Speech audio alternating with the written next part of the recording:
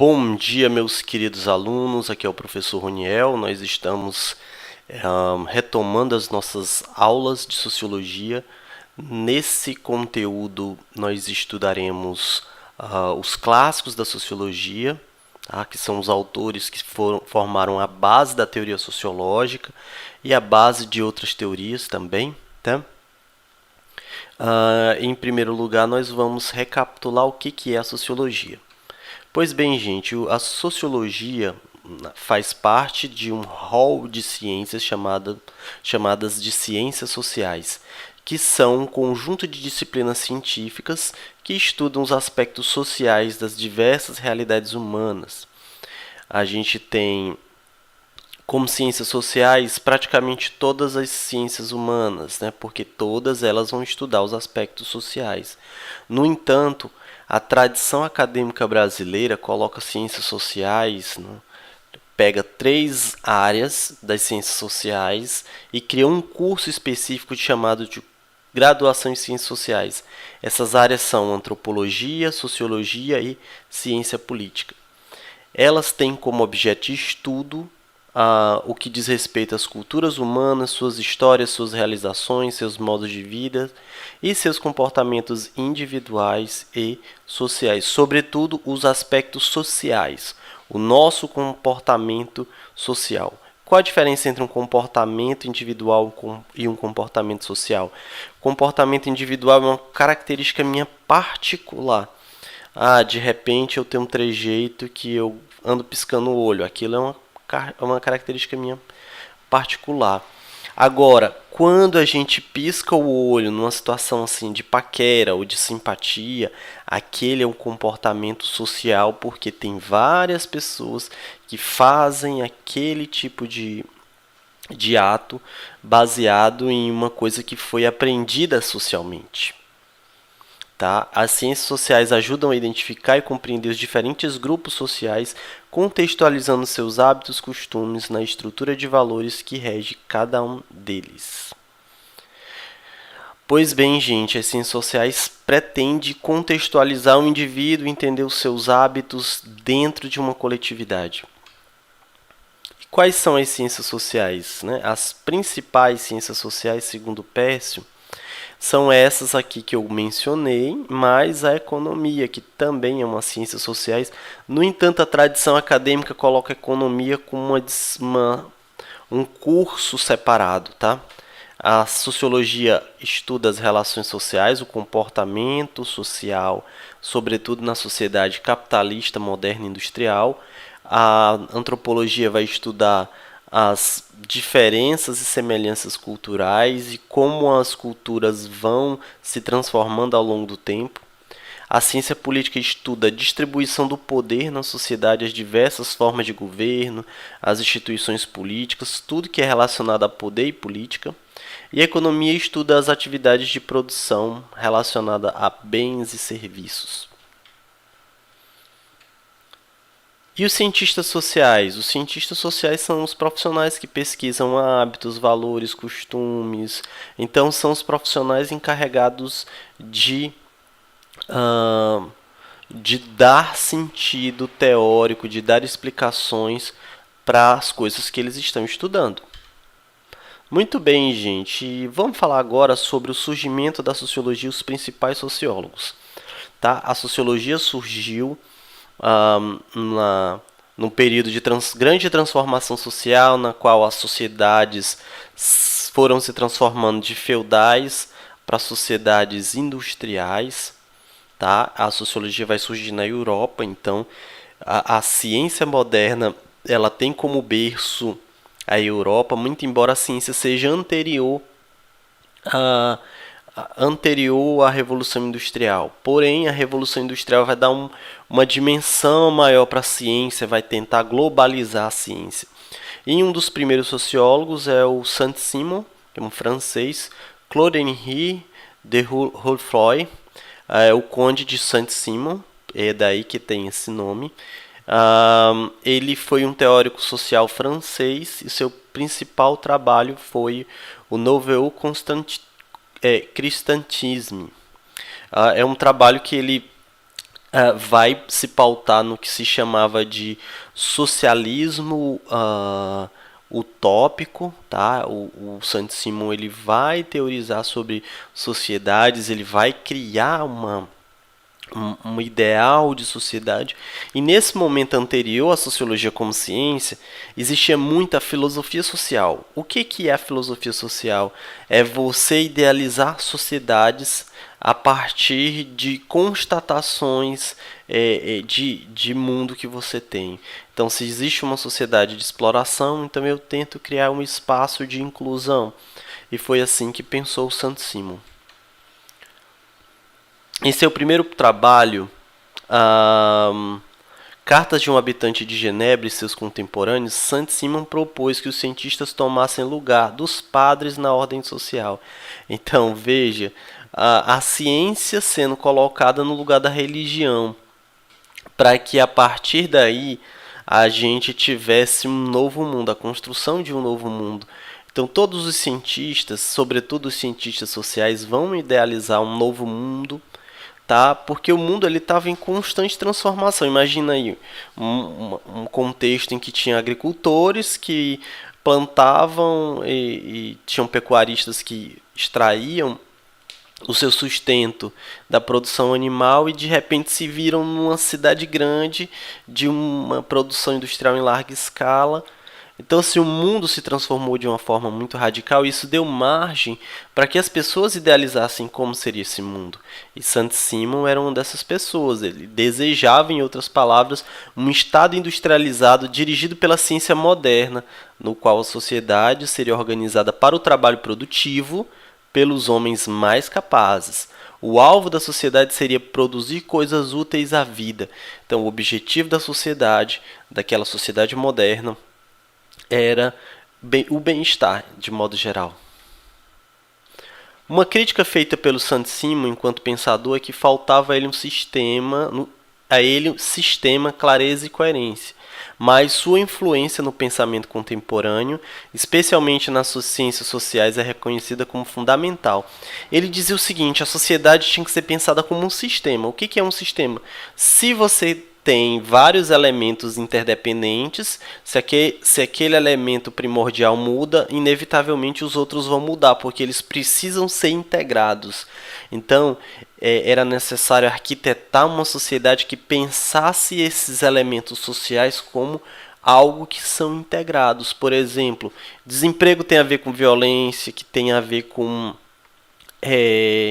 obediência, que tem a ver com bem-estar, com produtividade, que tem a ver com casamento. Então, todas essas coisas estão integradas, que tem a ver com trabalho. Todas essas coisas estão integradas, elas não devem ser pensadas de maneira isolada. Auguste Comte, ele foi influenciado demais pelo Saint-Simon. O Auguste Comte também é francês. E ele é considerado o precursor do positivismo. Muitos vão dizer que ele é inclusive o criador do positivismo moderno, porque existem vários tipos de positivismo, tá? Ele acredita que era possível planejar o desenvolvimento da sociedade e do indivíduo com critérios semelhantes aos das ciências biológicas e exatas. O Auguste Comte vai receber muita influência da matemática. Reparem que todos eles têm muita influência da matemática, eles são filósofos. A matemática e a filosofia elas estão muito ligadas. Hoje a gente tem uma impressão de que matemática é muito diferente de filosofia, mas matemática e filosofia são muito ligadas. E a sociologia ela vai também receber muita influência. Veja que no teórico anterior, no Saint-Simon, que ele vai dizer que a sociedade é como um sistema, né? Sistema é um conceito matemático. Então, são elementos de um sistema que vão ser modificados e que eles precisam ser considerados como interdependentes. Então, Auguste Comte ele vai ser considerado o pai da sociologia porque ele criou o termo sociologia, mas até então o Comte ele não conseguiu dar uma metodologia científica adequada para que a sociologia até aí fosse considerada ciência. O que ele desenvolveu foi o positivismo. Um dos fundamentos do positivismo se refere ao saber humano que pode ser sistematizado segundo princípios adotados como critério de verdade para as ciências exatas e biológicas. Olha, do mesmo jeito que eu analiso a relação humana, eu posso pegar elementos da física e dizer que ali existe uma atração gravitacional entre os seres. Então, assim, essa noção positivista foi muito forte para o começo da sociologia, mas ela foi posteriormente duramente criticada. Então, assim, a sociologia ela não poderia se sustentar nas ciências exatas e biológicas, porque nem daria para... Na biologia você isola aqueles seres no laboratório para você estudar. Você destrincha aquele ser. Na sociologia não é possível. Quando você coloca aqueles sujeitos em confinamento, eles passam a se comportar de uma maneira muito, muito, muito, muito diferente daquela no contexto social que ele vive. Aí aqui a gente vai ter os clássicos da sociologia, o Max Weber, o Karl Marx e o Émile Durkheim, que são os clássicos da sociologia. Vou falar aqui brevemente sobre eles. São considerados 3 autores clássicos porque eles formularam as teorias mais gerais, elas são a base da teoria sociológica que a gente tem hoje.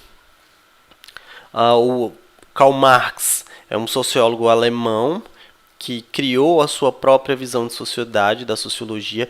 Ele se baseou nos estudos de Rousseau, Saint-Simon. Ele começou a analisar a história e viu que na história existem 2 classes, né? Tem sempre uma classe dominada e uma classe dominante.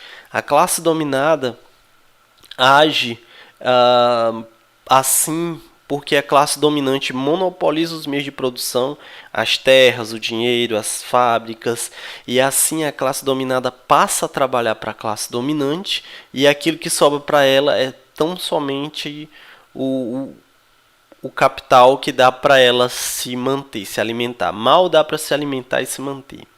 E aí as principais obras do Marx é o Manifesto do Partido Comunista, em 1848, e o Capital, de 1867. No Manifesto do Partido Comunista, ele vai explicar como que o capitalismo funciona, né? Que existe uma apropriação individual de bens que são coletivos, as terras são coletivas, as fábricas são coletivas, e ele vai mostrar isso do ponto de vista científico, né? A partir do que ele chamou de materialismo histórico dialético.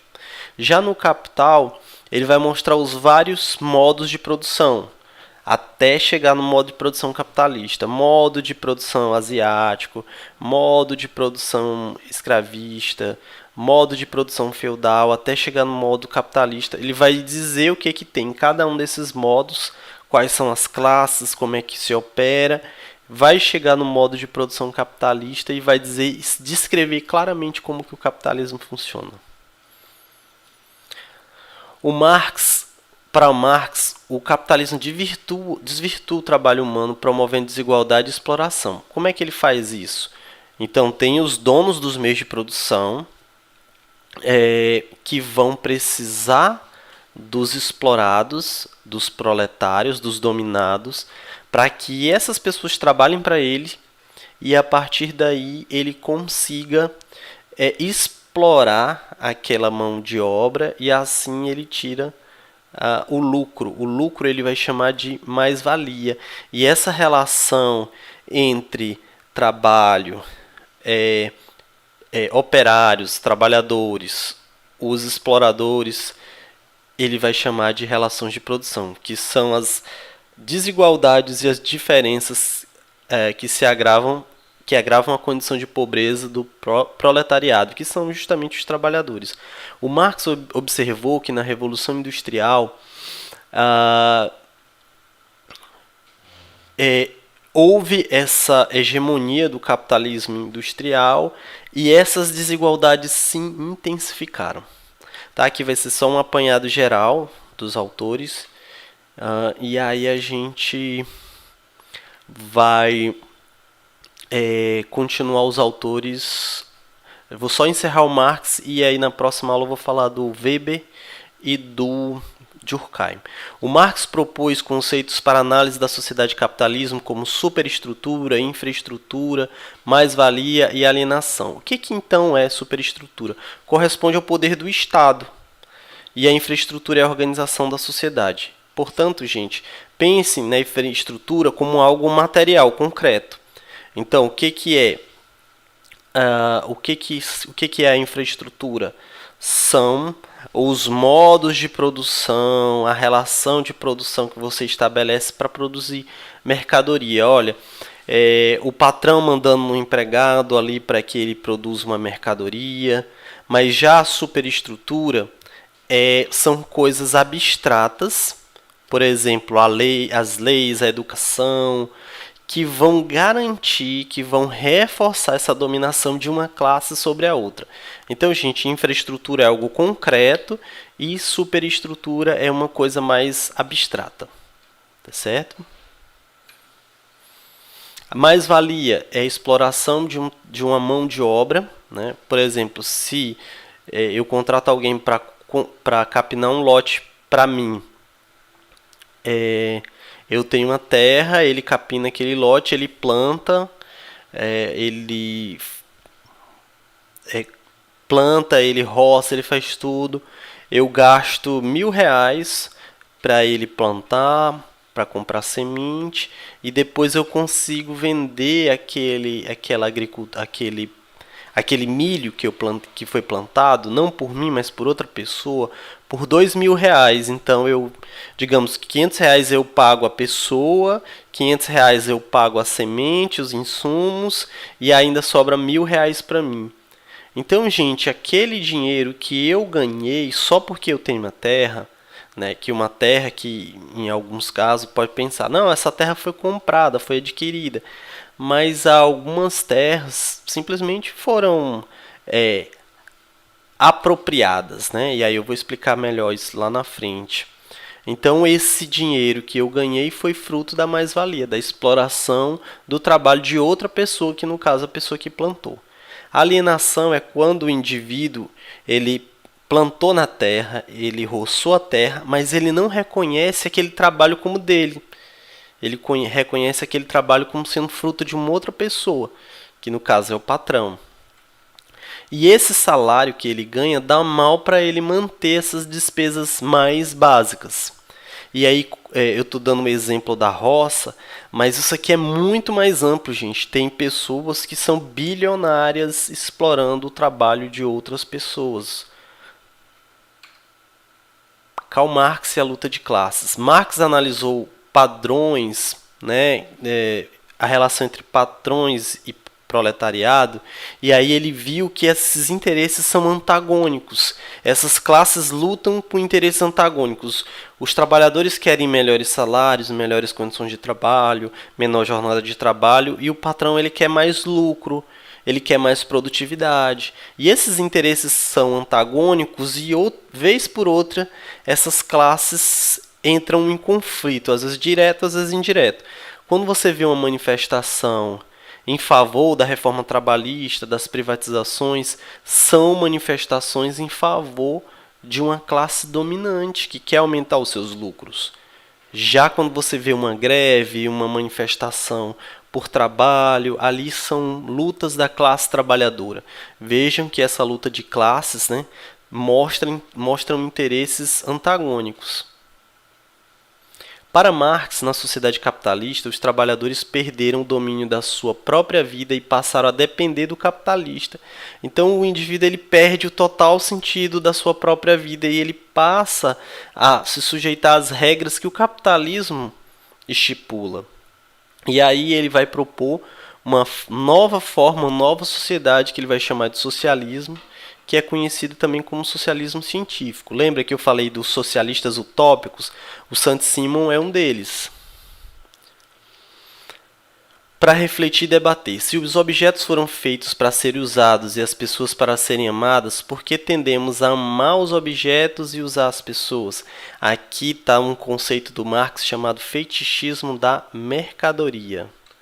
E assim a gente encerra a nossa aula de hoje. Na próxima aula a gente vai retomar os outros clássicos. Um abraço, pessoal, até mais. Postem suas dúvidas aí nos comentários que vai ser um prazer para mim responder.